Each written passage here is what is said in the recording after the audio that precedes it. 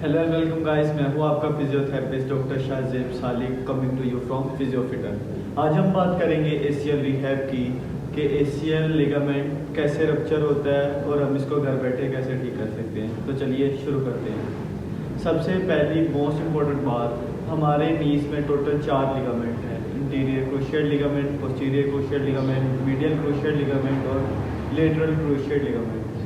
अब जो सा एशियल लिगामेंट है, ये हमारा सबसे मोस्ट इम्पॉर्टेंट लिगामेंट है हमारे नी का। एशियल का काम ये है कि इसने आपकी नी और नी जॉइंट में आपकी फीमर और टिबिया बोन को जोड़ के रखना है।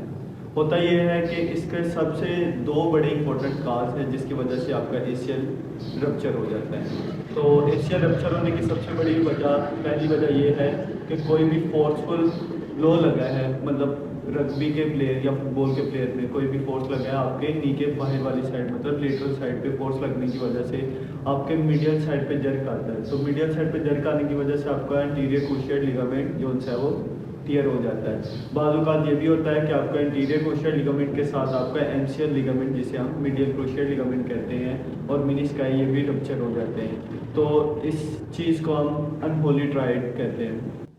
सेकंड मोस्ट इम्पोर्टेंट काज इसकी ये है कि आपने कोई फुटबॉल के प्लेयर हैं और आपने नी को हाइपर एक्सटेंशन में जाने की वजह से, मतलब किक मारी और आपका नी हाइपर एक्सटेंशन में चले गया है, तो इससे भी आपका एसीएल लिगामेंट जो है रप्चर हो सकता है। तो इसको हम एसीएल को टोटल 3 ग्रेड्स में डिवाइड करेंगे। कि पहले ग्रेड में ये होता है कि जब भी आपने किसी भी लिगामेंट को देखना है तो हमने उसको 3 ग्रेड्स में डिवाइड कर देना है। पहले ग्रेड से मुराद ये है कि आपका लिगामेंट ओवर स्ट्रेच हो चुका है। सेकंड ग्रेड से मुराद ये है कि आपका लिगामेंट जो है वो पार्शियल टियर हो चुका है। थर्ड ग्रेड ये है कि आपका लिगामेंट टोटली रप्चर हो चुका है, टोटली ब्रेक हो चुका है। तो ये जो सी एक्सरसाइज आज हम आपको गाइड कर रही हैं, ये पहले 2 फेजेस के लिए हैं, मतलब ओवर स्ट्रेच और पार्शियल टियर में। तो हमने टोटल बेसिकली इसके 3 फेजेस हैं। तो हम हर फेज़ को अपनी आने वाली वीडियो में डिस्क्राइब करेंगे, जिसे हम यूज़ करेंगे, और हर फेज़ जो सा है 3 वीक्स ले जाएगा आपकी रिहेबिलिटेशन में। तो चलिए शुरू करते हैं। ये जो सा पहला फेज़ है जिसे हम मैक्सिमम प्रोटेक्शन फेज़ कहते हैं, ये टोटल फेज़ जो सा है आपका 3 वीक्स ले जाता है। तो करना ये है कि हमने इसके ऊपर प्राइस की कंडीशन लगानी है। प्राइस से मुराद ये है protection, rest, icing, compressor and elevation. Protection से मुराद ये है कि आपने अपने नी सपोर्ट कर लेनी है, कोई भी रोटेशनल मूवमेंट नहीं करनी जिससे आपका लिगामेंट और ओवर स्ट्रेच हो या रप्चर होने की तरफ चले जाए। सेकंड ये करना है कि आपने रेस्ट करनी है। और थर्ड ये है कि आपने आइसिंग करनी है अपने नी के ऊपर हर 3 से 4 घंटे बाद 10 मिनट की।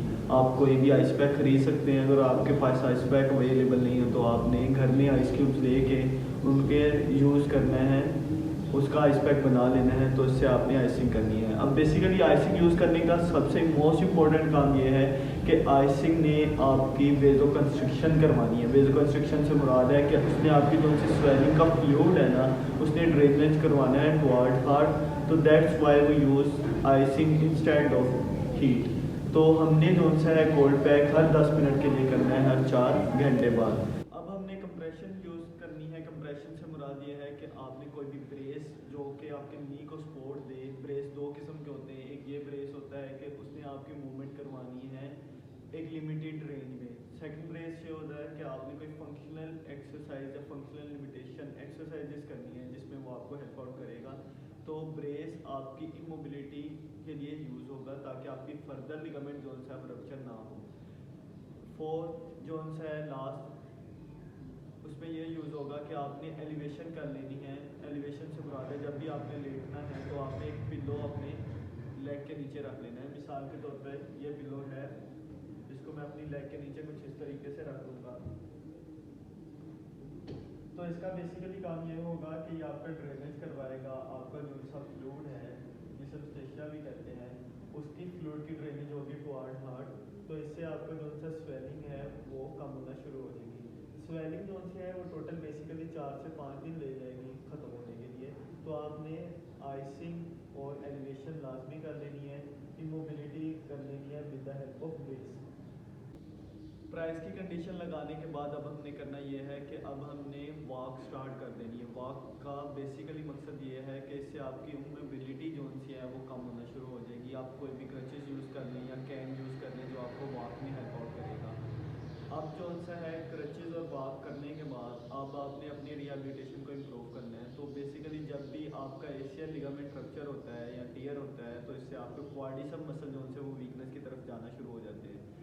इसकी हमने स्ट्रेंथ ट्रेनिंग शुरू कर देनी है और स्ट्रेंथ ट्रेनिंग बेसिकली हमने आइसोमेट्रिक से स्टार्ट करनी है और देन सेकंड फेज में हम जाएंगे जो कि हम नेक्स्ट वीडियो में हम आपको इन्फॉर्म करेंगे। तो करना ये है कि हमने कोई भी पिलो ले लेना है अपनी नी के नीचे कुछ इस तरीके से और नी को डाउनवर्ड की तरफ फोर्स करना है।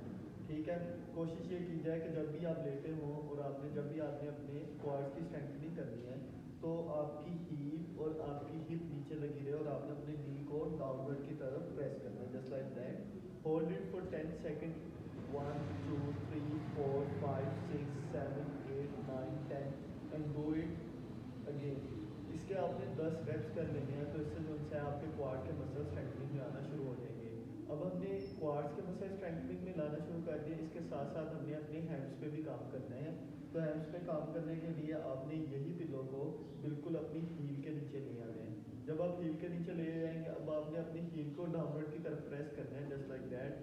तो इससे ये होगा कि आपके हैमस्ट्रिंग के मसल हैं वो एक्टिवेट होना शुरू हो जाएंगे। इसको भी हमने 10 सेकंड के लिए काउंट कर लेना है। 1 2 3 4 5 6 7 8 9 10 और इसके भी हमने 10 रेप कर लेने हैं। अब थर्ड इम्पोर्टेंट थिंग कि आपने अपने एडिडक्टर्स के मसल जो उनसे हमारे इधर थाई मसल है इसको भी हमने स्ट्रेंथ कर लेने। करना यह है कि इसमें भी आपने पिलो अपने दोनों लेग्स के दरमियान रखना है और दोनों को स्क्वीज करना है लेग्स को टुवर्ड इनसाइड कुछ इस तरीके से। तो आपने इसको भी 10 सेकंड के लिए होल्ड कर लेना है और इसके भी आपने 10 से 15 रेप कर लेने हैं। ये एक्सरसाइजेस आपने 2 टाइम्स अ डे कर लेनी है 10-10 रेप्स। ठीक है, 1 2 3 4 5 6 7 8 9 10 ये मैंने 10 रेप्स कर लिए। The most important question arise that कि आपने अपने lateral side of the thigh के मसल को एक्टिवेट क्यों नहीं किया। देखा जाए जब भी कोई ब्लो लगता है आपके नी के ऊपर तो वो लेटरल साइड से लगता है तो आपके सारे मसल जो है वो क्वाड्स हैमस्ट्रिंग और एडिडक्टर मसल वीकनेस में जाना शुरू हो जाते हैं। तो इसलिए हमने अपने आईटी बैंड और एबिडक्टर्स मसल्स को स्ट्रेंथनिंग में नहीं लाना। Instead of it we strengthen our muscles quads adductors and hamstring muscle.